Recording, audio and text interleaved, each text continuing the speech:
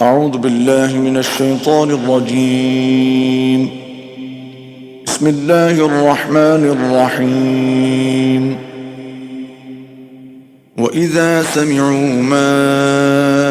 أنزل إلى الرسول ترى أعينهم تفيض من الدمع مما عرفوا من الحق يقولون ربنا آمنا فاكتبنا مع الشاهدين. وما لنا لا نؤمن بالله وما جاءنا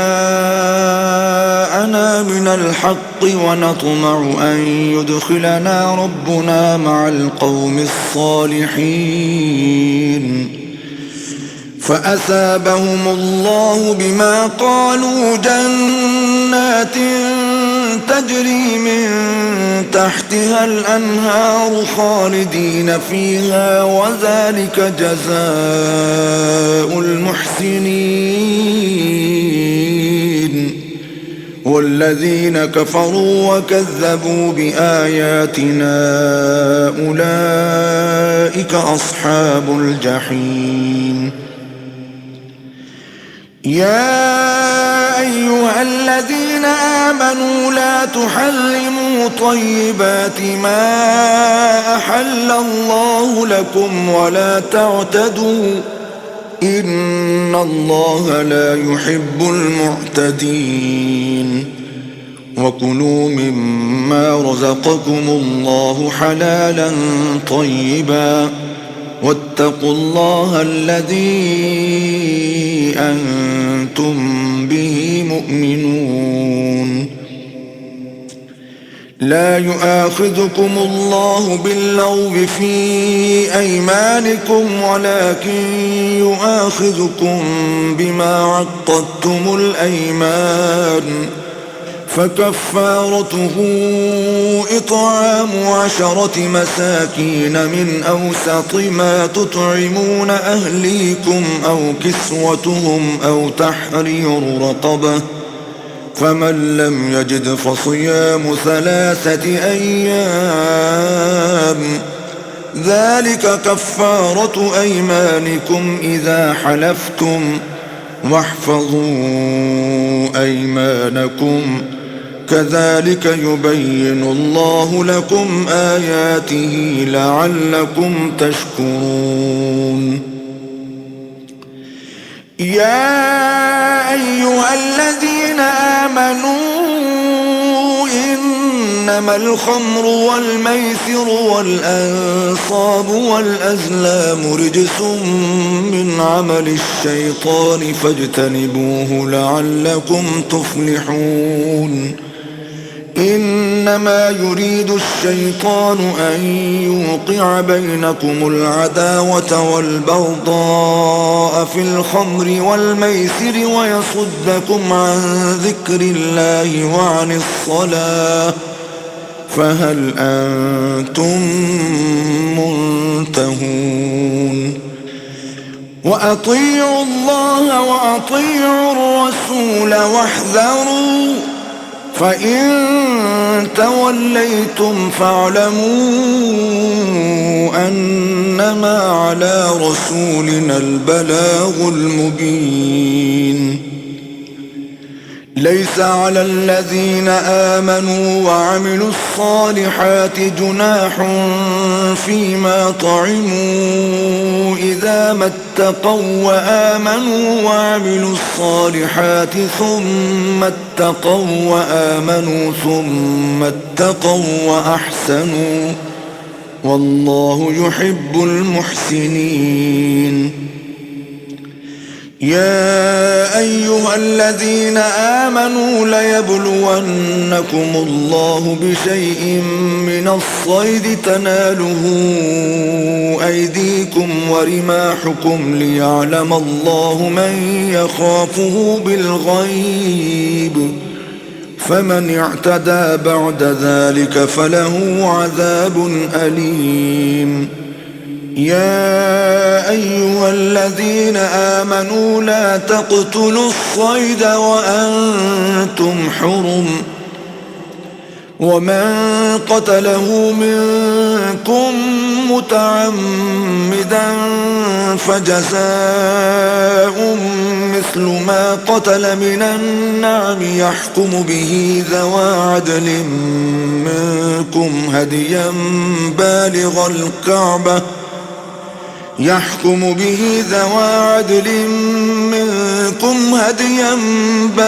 الكعبة أو كفارة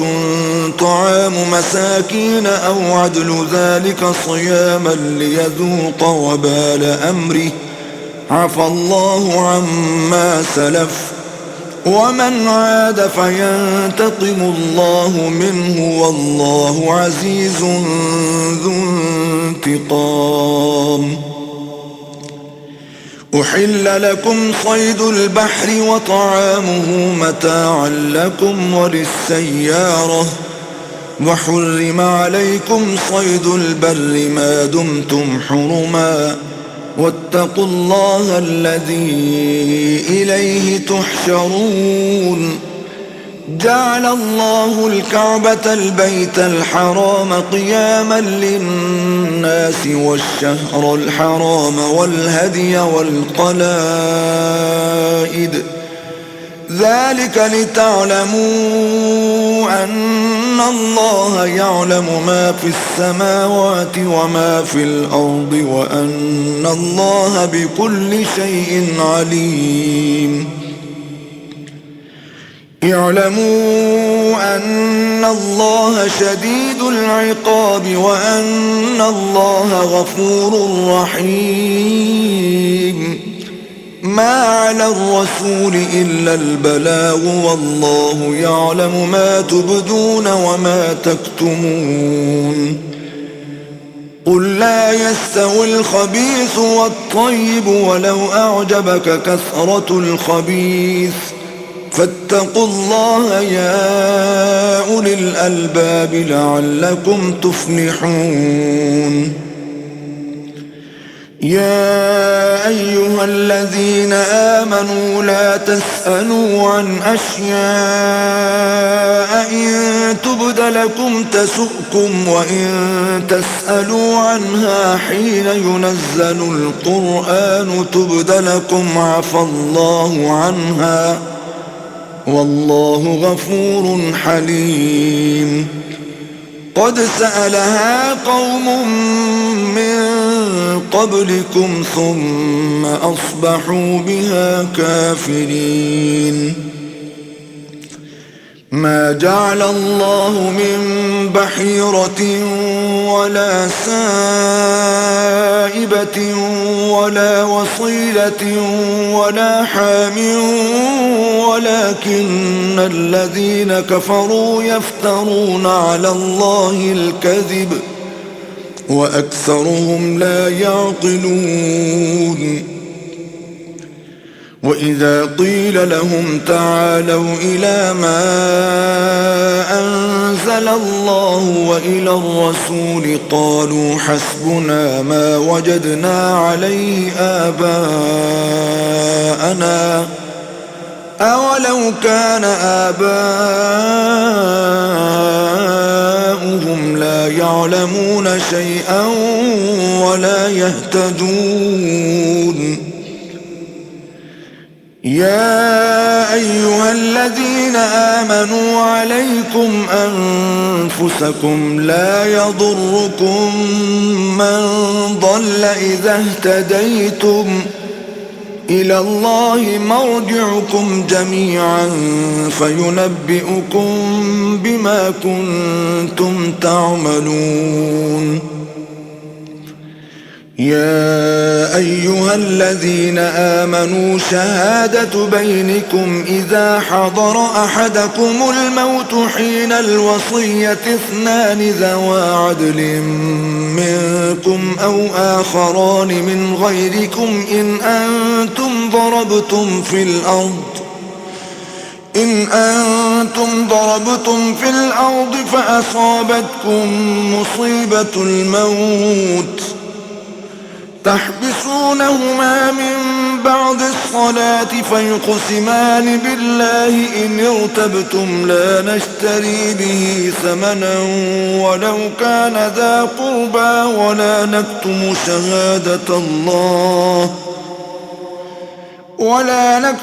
شهادة الله إنا إذا لمن الآثمين فإن عثر على أنهما استحقا إثما فآخران يقومان مقامهما من الذين استحق عليهم الأوليان فيقسمان بالله لشهادتنا أحق من شهادتهما وما اعتدينا إنا إذا لمن الظالمين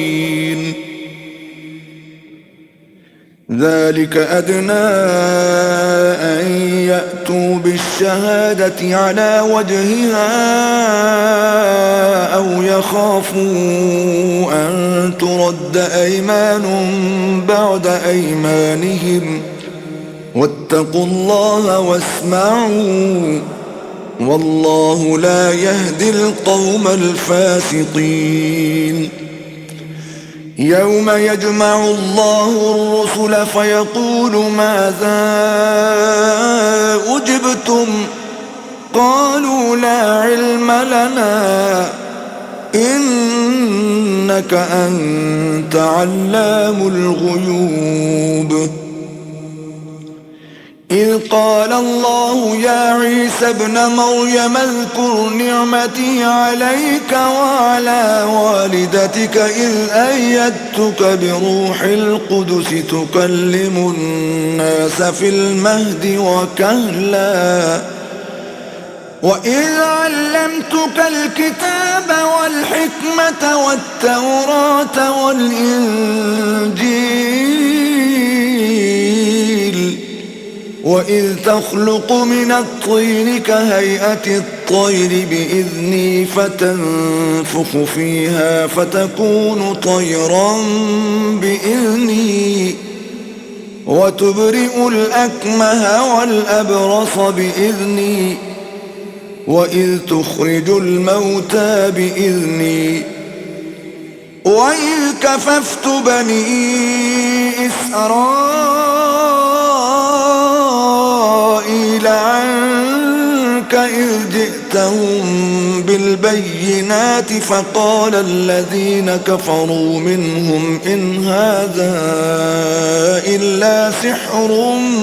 مبين وإذ أوحيت إلى الحواريين أن آمنوا بي وبرسولي قالوا آمنا واشهد بأننا مسلمون إذ قال الحواريون يا عيسى ابن مريم هل يستطيع ربك أن ينزل علينا مائدة من السماء قال اتقوا الله إن كنتم مؤمنين قالوا نريد أن نأكل منها وتطمئن قلوبنا ونعلم أن قد صدقتنا ونكون عليها من الشاهدين قال عيسى ابن مريم اللهم ربنا أنزل علينا مائدة من السماء تكون لنا عيدا لأولنا وآخرنا وآية منك تكون لنا عيدا لأولنا وآخرنا وآية منك منك وارزقنا وأنت خير الرازقين. قال الله إني منزلها عليكم فمن يكفر بعد منكم فإني أعذبه عذابا لا أعذبه أحدا من العالمين. وإذ قال الله يا عيسى ابن مريم أأنت قلت للناس اتخذوني وأمي إلهين من دون الله قال سبحانك ما يكون لي أن أقول ما ليس لي بحق إن كنت قلته فقد علمته تعلم ما في نفسي ولا أعلم ما في نفسك إنك أنت علام الغيوب.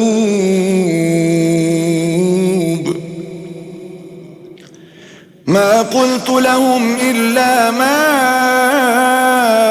أمرتني به أن اعبدوا الله ربي وربكم وكنت عليهم شهيدا ما دمت فيهم فلما توفيتني كنت أنت الرقيب عليهم وأنت على كل شيء شهيد. إن تعذبهم فإنهم عبادك وإن تغفر لهم فإنك أنت العزيز الحكيم. قال الله هذا يوم ينفع الصادقين صدقهم لهم جنات تجري من تحتها الأنهار خالدين فيها أبدا رضي الله عنهم ورضوا عنه ذلك الفوز العظيم. لله ملك السماوات والأرض وما فيهن وهو على كل شيء قدير. بسم الله الرحمن الرحيم. الحمد لله الذي خلق السماوات والأرض وجعل الظلمات والنور ثم الذين كفروا بربهم يعدلون. هو الذي خلقكم من طين ثم قضى أجلا وأجل مسمى عنده ثم أنتم تمترون. وهو الله في السماوات وفي الأرض يعلم سركم وجهركم ويعلم ما تكسبون. وما تأتيهم من آية من آيات ربهم إلا كانوا عنها معرضين. فقد كذبوا بالحق لما جاءهم فسوف يأتيهم أنباء ما كانوا به يستهزئون. ألم يروا كم أهلكنا من قبلهم من قرن مكناهم في الأرض ما لم نمكن لكم وأرسلنا السماء عليهم مدرارا وجعلنا الأنهار تجري من تحتهم فأهلكناهم بذنوبهم وأنشأنا من بعدهم قرنا آخرين. ولو نزلنا عليك كتابا في قرطاس فلمسوه بأيديهم لقال الذين كفروا إن هذا إلا سحر مبين. وقالوا لولا أنزل عليه ملك ولو أنزلنا ملكا لقضي الأمر ثم لا ينظرون. ولو جعلناه ملكا لجعلناه رجلا وللبسنا عليهم ما يلبسون. ولقد استهزئ برسل من قبلك فحاق بالذين سخروا منهم ما كانوا به يستهزئون. قل سيروا في الأرض ثم انظروا كيف كان عاقبة المكذبين. قل لمن ما في السماوات والأرض قل لله كتب على نفسه الرحمة ليجمعنكم إلى يوم القيامة لا ريب فيه الذين خسروا أنفسهم فهم لا يؤمنون. وله ما سكن في الليل والنهار وهو السميع العليم. قل أغير الله أتخذ وليا فاطر السماوات والأرض وهو يطعم ولا يطعم. قل إني أمرت أن أكون أول من أسلم ولا تكونن من المشركين. قل إني أخاف إن عصيت ربي عذاب يوم عظيم. من يصرف عنه يومئذ فقد رحمه وذلك الفوز المبين. وإن يمسسك الله بضر فلا كاشف له إلا هو وإن يمسسك بخير فهو على كل شيء قدير وهو القاهر فوق عباده وهو الحكيم الخبير. قل أي شيء أكبر شهادة قل الله شهيد بيني وبينكم وأوحي إلي هذا القرآن لأنذركم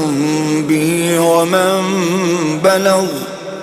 أئنكم لتشهدون أن مع الله آلهة أخرى قل لا أشهد قل إنما هو إله واحد وإنني بريء مما تشركون. الذين آتيناهم الكتاب يعرفونه كما يعرفون أبناءهم الذين خسروا أنفسهم فهم لا يؤمنون. ومن أظلم ممن افترى على الله كذبا أو كذب بآياته إنه لا يفلح الظالمون. ويوم نحشرهم جميعا ثم نقول للذين أشركوا أين شركاؤكم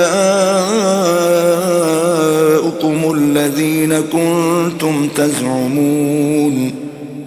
ثم لم تكن فتنتهم إلا أن قالوا والله ربنا ما كنا مشركين. انظر كيف كذبوا على أنفسهم وضل عنهم ما كانوا يفترون. ومنهم من يستمع إليك وجعلنا على قلوبهم أكنة أن يفقهوه وفي آذانهم وقرا وإن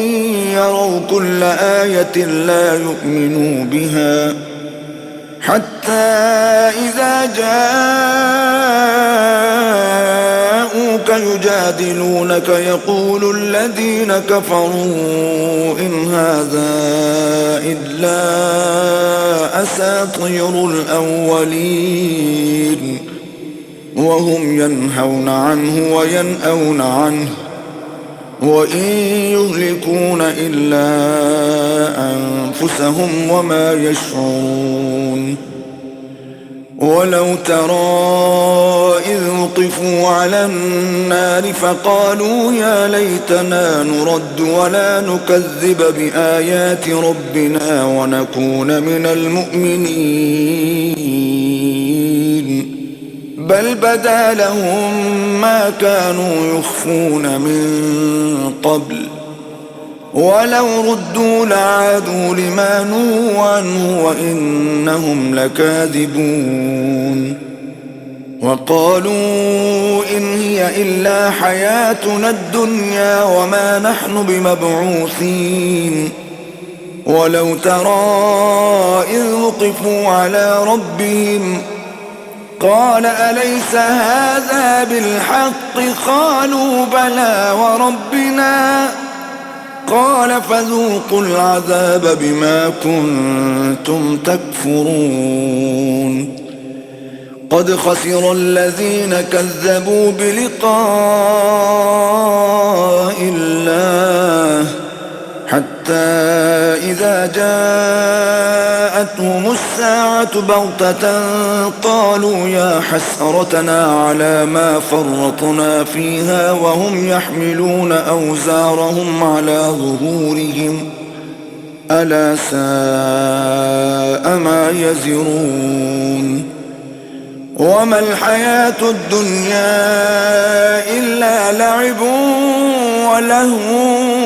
وللدار الآخرة خير للذين يتقون أفلا تعقلون.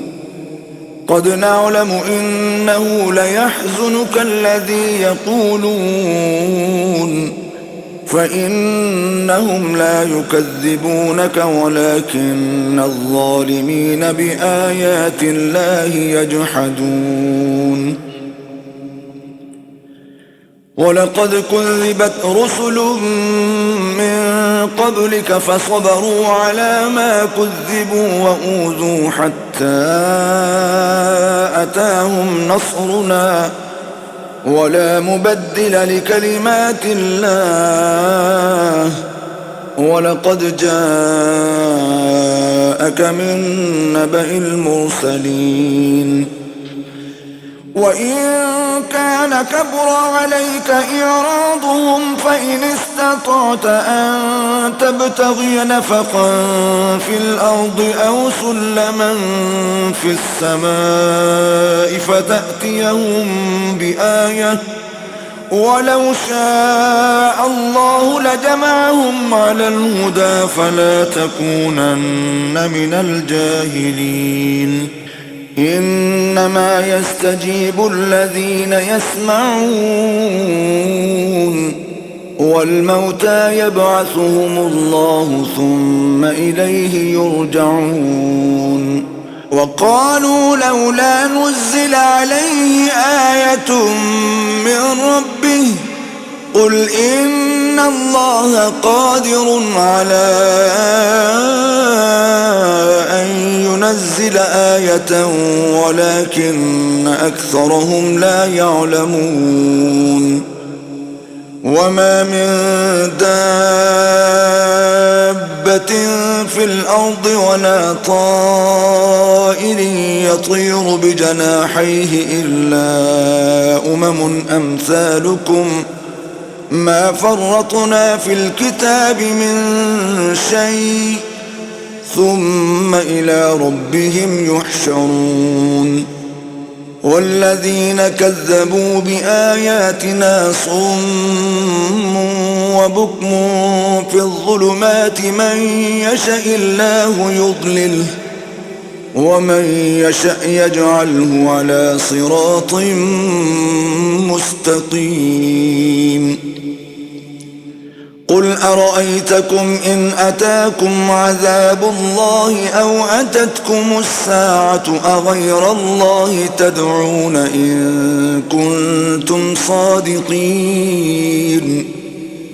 بل إياه تدعون فيكشف ما تدعون إليه إن شاء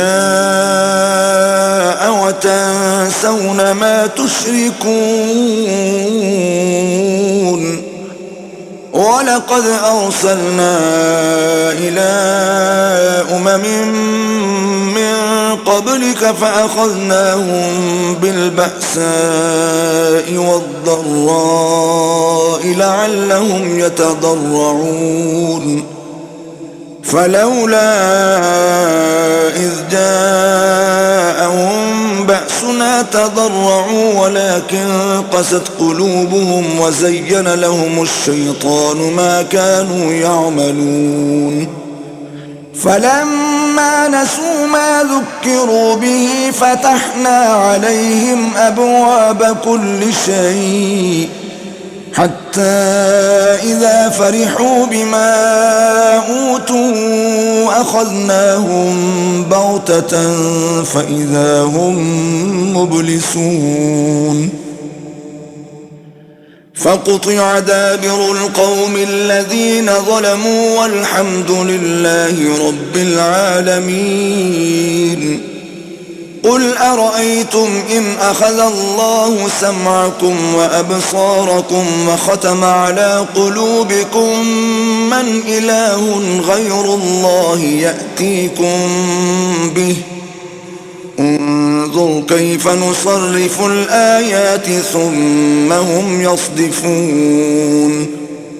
قل أرأيتكم إن أتاكم عذاب الله بغتة أو جهرة هل يهلك إلا القوم الظالمون وما نرسل المرسلين إلا مبشرين ومنذرين فمن آمن وأصلح فلا خوف عليهم ولا هم يحزنون والذين كذبوا بآياتنا يمسهم العذاب بما كانوا يفسقون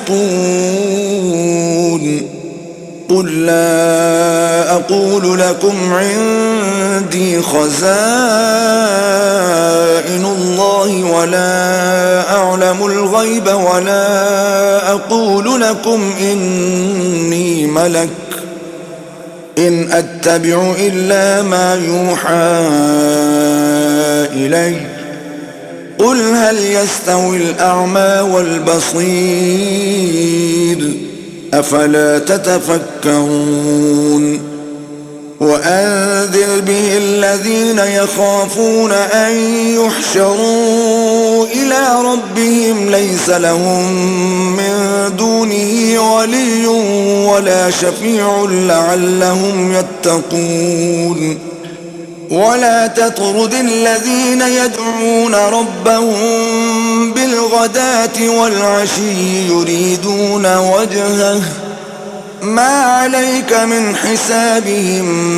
من شيء وما من حسابك عليهم من شيء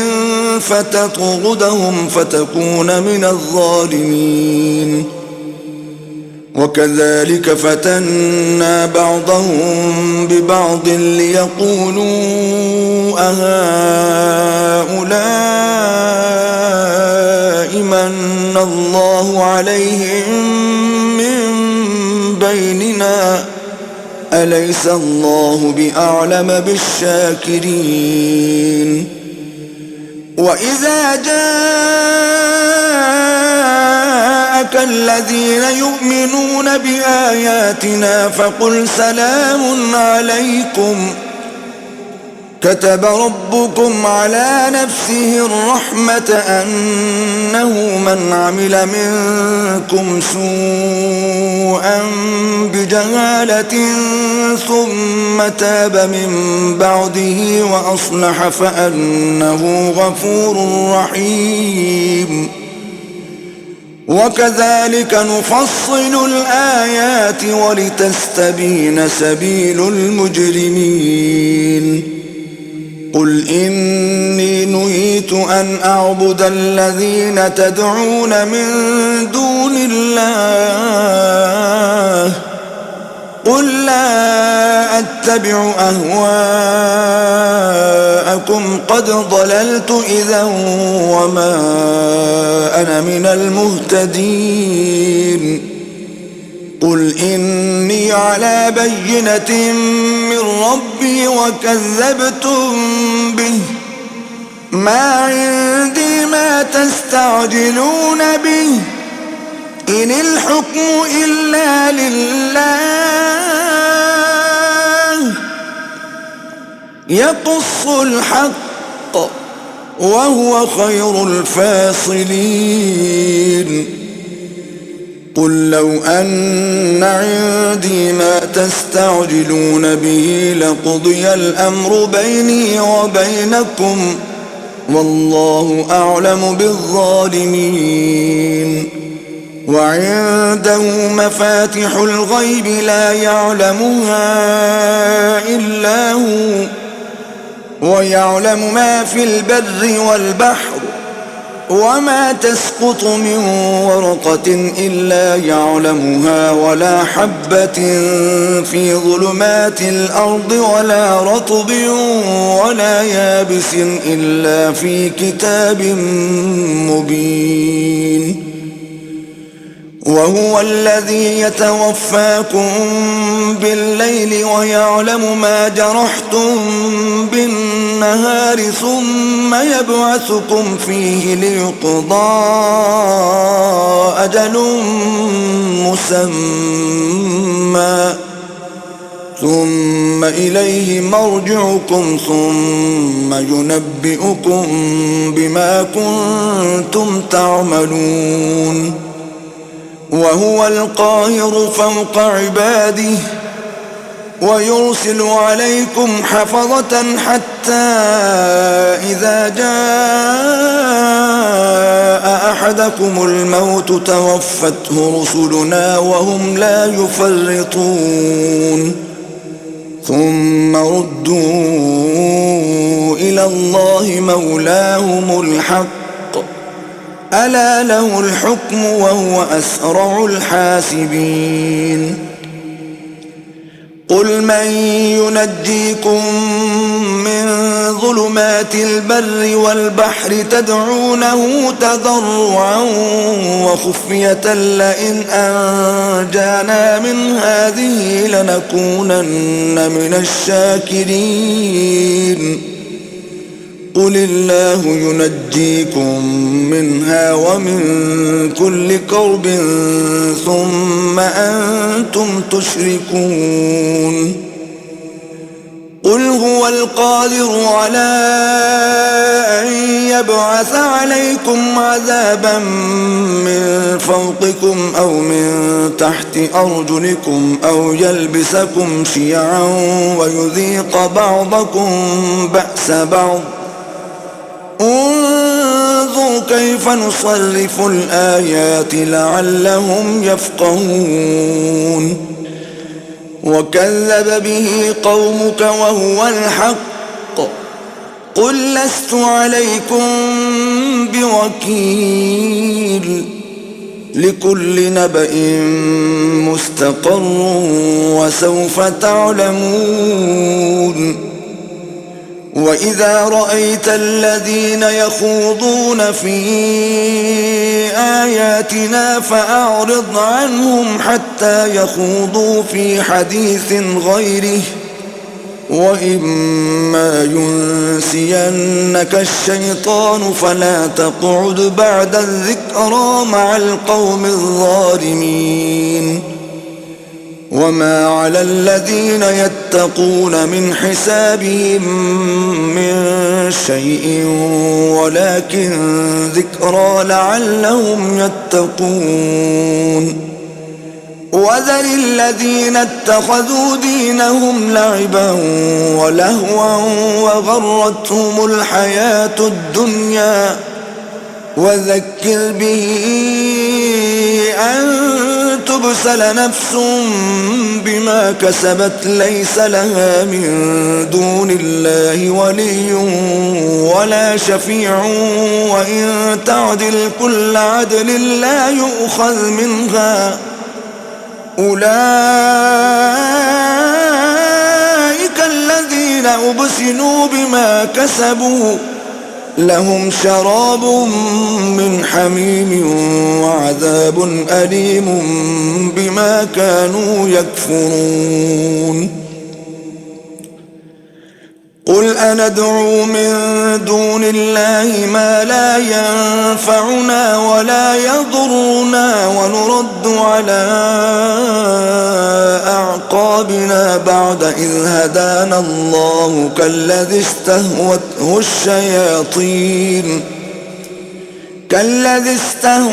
الشياطين في الأرض حيران له أصحاب يدعونه إلى الهدى ائتنا، قل إن هدى الله هو الهدى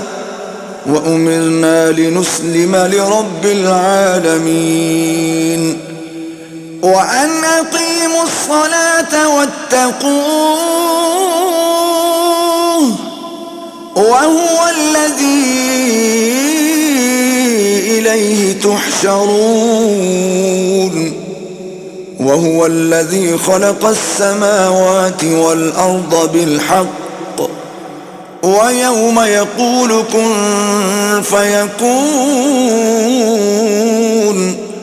قوله الحق وله الملك يوم ينفخ في الصور عالم الغيب والشهادة وهو الحكيم الخبير. وإذ قال إبراهيم لأبيه آزر أتتخذ أصناما آلهة إني أراك وقومك في ضلال مبين. وكذلك نري إبراهيم ملكوت السماوات والأرض وليكون من الموقنين. فلما جن عليه الليل رأى كوكبا قال هذا ربي، فلما أفل قال لا أحب الآفلين. فلما رأى القمر بازغا قال هذا ربي، فلما أفل قال لئن لم يهدني ربي لأكونن من القوم الضالين.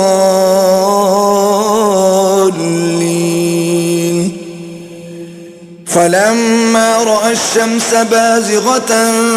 قال هذا ربي هذا أكبر. فلما أفلت قال يا قوم إني بريء مما تشركون إني وجهت وجهي للذي فطر السماوات والأرض حنيفا وما أنا من المشركين. وحاجه قومه قال أتحاجوني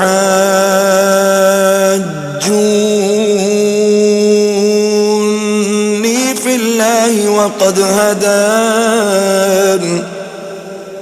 ولا أخاف ما تشركون به إلا أن يشاء ربي شيئا وسع ربي كل شيء علما أفلا تتذكرون وكيف أخاف ما أشركتم ولا تخافون أنكم أشركتم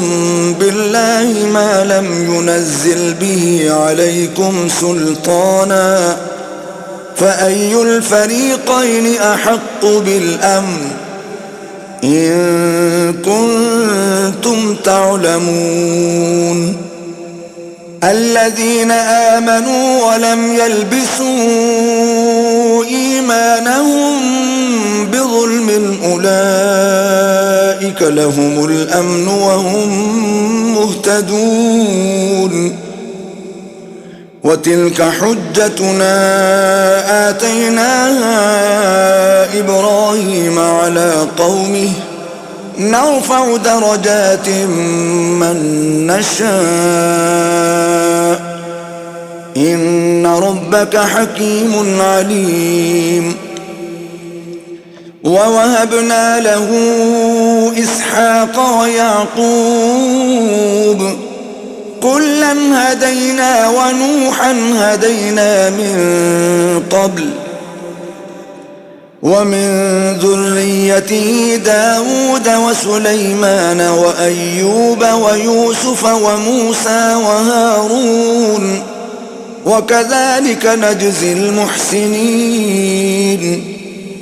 وزكريا ويحيى وعيسى وإلياس كل من الصالحين وإسماعيل واليسع ويونس ولوطا وكلا فضلنا على العالمين ومن آبائهم وذرياتهم وإخوانهم واجتبيناهم وهديناهم إلى صراط مستقيم ذلك هدى الله يهدي به من يشاء من عباده ولو أشركوا لحبط عنهم ما كانوا يعملون أولئك الذين آتيناهم الكتاب والحكم والنبوة فإن يكفر بها هؤلاء فقد وكلنا بها قوما ليسوا بها بكافرين أولئك الذين هدى الله فبهداه مقتده قل لا أسألكم عليه أجرا إن هو إلا ذكرى للعالمين وما قدروا الله حق قدره إذ قالوا ما أنزل الله على بشر من شيء قل من أنزل الكتاب الذي جاء به موسى نورا وهدى للناس تجعلونه قراطيس تبدونها وتخفون كثيرا وعلمتم ما لم تعلموا أنتم ولا آباؤكم قل الله ثم ذرهم في خوضهم يلعبون وهذا كتاب أنزلناه مبارك مصدق الذي بين يديه ولتنذر أم القرى ومن حولها والذين يؤمنون بالآخرة يؤمنون به وهم على صلاتهم يحافظون ومن أظلم ممن افترى على الله كذبا أو قال أوحي إلي ولم يوح إليه شيء ومن قال سأنزل مثل ما أنزل الله ولو ترى إذ الظالمون في غمرات الموت والملائكة باسطوا أيديهم أخرجوا أنفسكم اليوم تجزون عذاب الهون بما كنتم تقولون على الله غير الحق وكنتم عن آياته تستكبرون ولقد جئتمونا فرادا كما خلقناكم أول مرة وتركتم ما خولناكم وراء ظهوركم وما نرى معكم شفعاءكم الذين زعمتم أنهم فيكم شركاء لقد تقطع بينكم وضل عنكم ما كنتم تزعمون إن الله فالق الحب والنوى يخرج الحي من الميت ومخرج الميت من الحي ذلكم الله فأنى تؤفكون فالق الإصباح وجعل الليل سكنا والشمس والقمر حسبانا ذلك تقدير العزيز العليم وهو الذي جعل لكم النجوم لتهتدوا بها في ظلمات البر والبحر قد فصلنا الآيات لقوم يعلمون وهو الذي أنشأكم من نفس واحدة فمستقر ومستودع قد فصلنا الآيات لقوم يفقهون وهو الذي أنزل من السماء ماء فأخرجنا به نبات كل شيء فأخرجنا منه خضرا نخرج منه حبا متراكبا ومن النخل من طلعها قنوان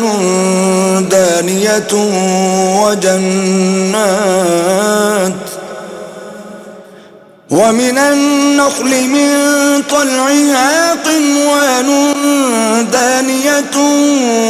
وجنات من أعناب والزيتون والرمان مشتبها وغير متشابه انظروا إلى ثمره إذا أثمر وينعه إن في ذلكم لآيات لقوم يؤمنون وجعلوا لله شركاء الجن وخرقوا له بنين وبنات بغير علم سبحانه وتعالى عما يصفون بديع السماوات والأرض أنى يكون له ولد ولم تكن له صاحبة وخلق كل شيء وهو بكل شيء عليم ذلكم الله ربكم لا إله إلا هو خالق كل شيء فاعبدوه وهو على كل شيء وكيل لا تدركه الأبصار وهو يدرك الأبصار وهو اللطيف الخبير قد جاءكم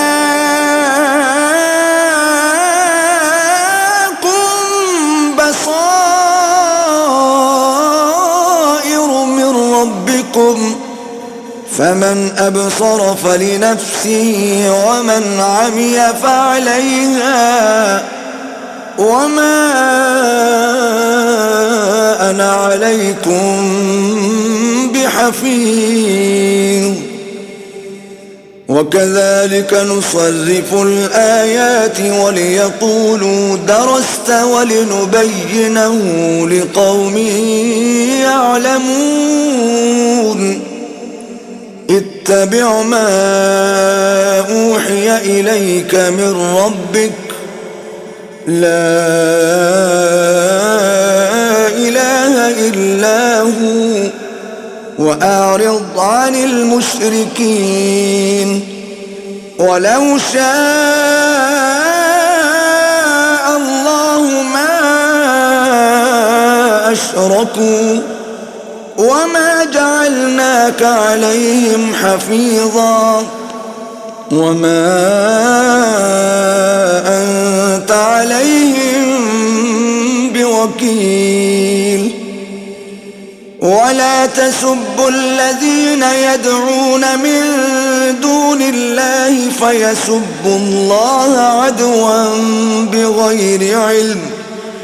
كذلك زينا لكل أمة عملهم ثم إلى ربهم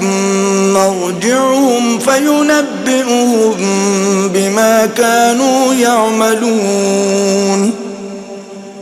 وأقسموا بالله جهد أيمانهم لئن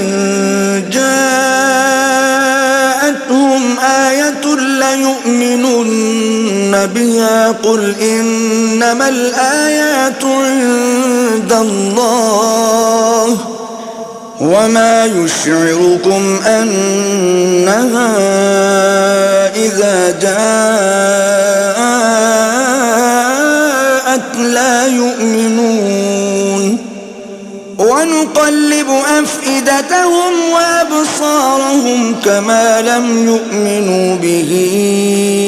أول مرة ونذرهم في طغيانهم يعمهون صدق الله العظيم.